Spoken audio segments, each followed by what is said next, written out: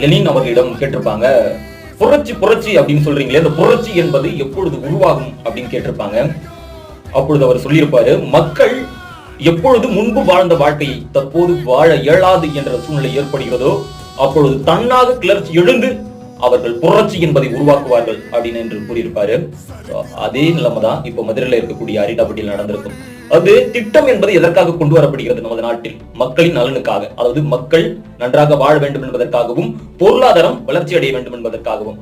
ஆனால் அந்த மக்கள் நலன் என்ற பெயரில் அது விவசாய நிலங்களையும் மலைகளையும் அதாவது பறித்து அதனை நாசமாக்கி உடைத்துதான் ஒரு திட்டத்தை கொண்டு வர வேண்டும், ஒரு தொழிற்சாலையை கொண்டு வர வேண்டும் என்றால் அது எந்த அளவிற்கு பொருளாதார வளர்ச்சி என்பதை சிந்தித்து பார்க்க வேண்டும்.